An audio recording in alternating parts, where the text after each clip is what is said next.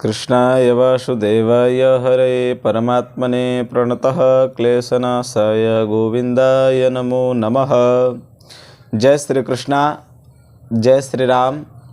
आज मैं पुनः बहुत ही अच्छे विषय को लेकर उपस्थित हुआ हूँ कि कुंडली, पंचांग, ग्रह, नक्षत्र, राशि, इन सभी विषयों को आखिर रचना की उपस्थिति क्या हुई, किस प्रकार से, क्या यह उपस्थिति एक मानव विशेष के लिए महत्वपूर्ण है या नहीं। जैसा कि हम आपके सामने एक कुंडली का पदार्पण कराएंगे, उस कुंडली की उपस्थिति बहुत अच्छी होती हुई भी जातक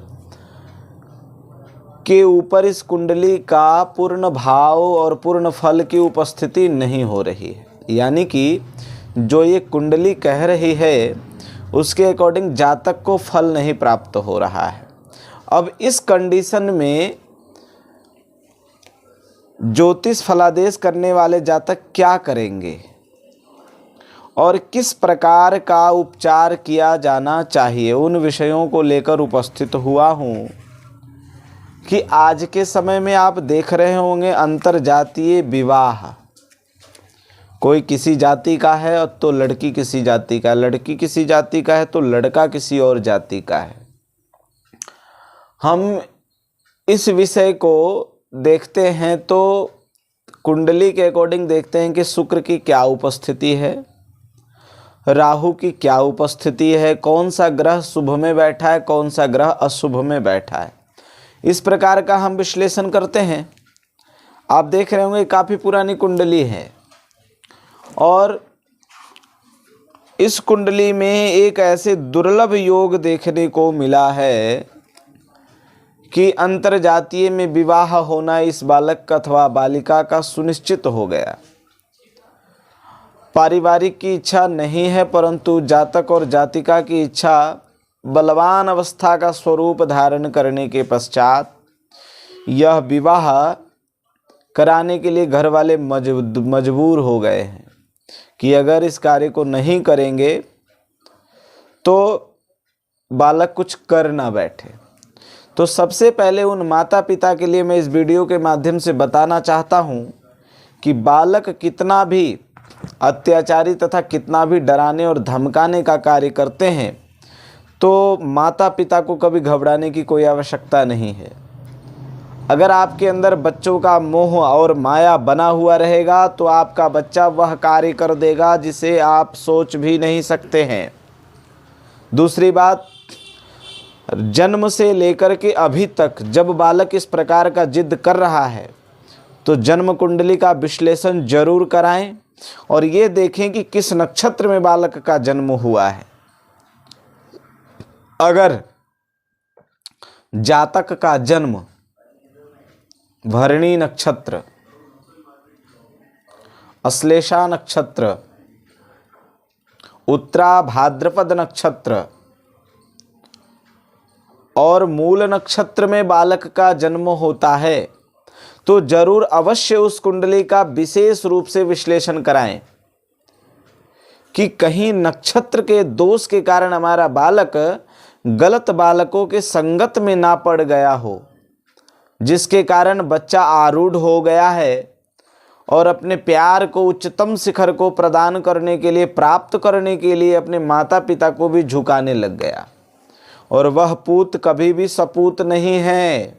मैं आपको बता देना चाहता हूँ कि ऐसे पुत्र से तो बिना पुत्र का होना जरूरी है कि जो पुत्र अपनी मानसिकता के अनुसार अपनी भार्या को लाने का बात करे। सबसे बड़ी बात, ग्रह नक्षत्र राहु की महादशा और शुक्र की महादशा में आपको विशेष ध्यान देने वाली बात मैं बता रहा हूं कि राहु की महादशा में अपने बच्चों के ऊपर संगत का विशेष ध्यान रखें। राहु की महादशा अथवा शुक्र की महादशा में देखिए, कोई भी महादशा खराब नहीं मानी गई है। शास्त्रों में सभी महादशा का अपना अपना एक समय दिया गया है कि सूर्य इतने वर्ष, चंद्रमा, राहु, केतु, शनिचर, बुध, गुरु, बृहस्पति इत्यादि नवग्रहों की उपस्थिति जो है वो अपने अपने समय के अनुसार उपस्थित होती है। लेकिन बच्चों की जो मानसिकता बदलने की जो अवस्था होती है ना, वो 15 वर्ष से लेकर के 23 वर्ष की अवस्था में बालक का अपना ध्यान और अपनी जो संगत का जो प्रभाव है वह बालक के ऊपर पूर्ण रूप से प्राप्त हो जाता है। अब जैसा कि आपने देखा होगा कि हमारे देश में बड़े बड़े यशस्वी और प्रतियोगितावान खिलाड़ी बनते हैं, शुक्र का देन है।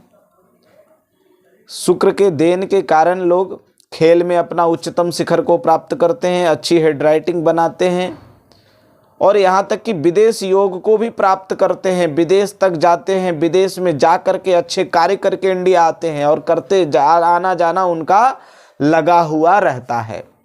परंतु कभी कभी आपने ऐसा भी देखा होगा कि शुक्र की महादशा में व्यक्ति अपने कला और कलाकार को छोड़ करके किसी दूसरे प्रतियोगिता में लीन हो जाता है, जो नकारात्मक ऊर्जा को देने वाला संगत होता है।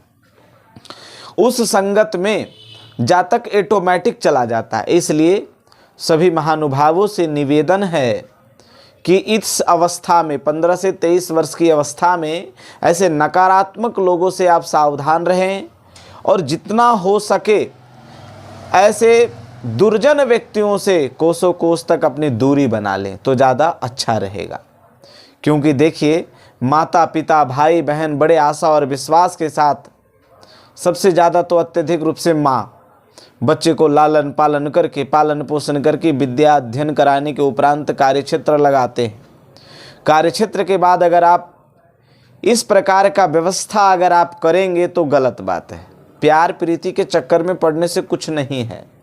अपने लाइफ को सुचारू रूप से बनाने में जो आप मेहनत करेंगे वही आपके साथ रहने वाला है और वही आपको परमानेंट लाभ देने वाला है। इसलिए राहु की महादशा और शुक्र की महादशा में बच्चों के ऊपर मेन डिसिप्लिन बना करके रखेंगे माता पिता, तभी बालक की उपस्थिति अच्छी रहेगी, वरना बालक की उपस्थिति डगमगा सकती है। इसलिए कुंडली सत्य बताती है, कुंडली में कही हुई बात एकदम सत्य होता है। अब हम लग्न की बात करते हैं कि किन किन लग्न वाले जातकों के ऊपर इस प्रकार का भय होता है कि वो लव मैरिज कर सकता है। एक तो सर्वप्रथम हम वृषभ लग्न की बात करते हैं जिनके स्वामी शुक्र होते हैं। ऐसे जातक अपने अंदर बहुत ही कलाकार होते हैं, खेल कूद में भी उनकी उपस्थिति, प्रतियोगिता परिणाम भी उनके बहुत अच्छे होते हैं। वस्तुतः वह खेल कूद करते हुए अपनी योग्यता प्राप्त कर ले, बहुत अच्छा, दूसरी लाइन में ना डगमगाए तो वृषभ लग्न वाले भी जातक इस प्रकार की उपस्थिति बना लेते हैं। तुला लग्न दूसरा, मैं ये नहीं कहता कि इंडिया में जितने जातक हैं वृषभ और तुला लग्न के जातक वो इस प्रकार, लेकिन कारण क्या है कि शुक्र की उपस्थिति अगर और शुक्र की महादशा बाल्यावस्था में प्रवेश होगा तो पूर्ण रूप से 95% मैं कहता हूँ कि बच्चे अपनी मानसिकता के अनुसार अपनी अर्धांगिनी को घर में ला करके बैठा देंगे, जिसके कारण माता पिता दुखी होंगे। इसलिए सभी महानुभावों अभिभावकों से नम्र निवेदन है कि बालकों की उपस्थिति जो है ना वो बड़ा सोच समझ करके करना है। पढ़ाई के लिए आप बच्चों को छोड़ते हैं हॉस्टल में अथवा कॉलेज में, आप उनकी इन अवस्थाओं में 15 से 23 वर्ष की अवस्था में आप थोड़ा सा डिसिप्लिन बना करके रखें, जो कि कल के लिए रोना ना हो। यही विषय को मैं लेकर आज उपस्थित हुआ। जय श्री राम, जय श्री कृष्णा।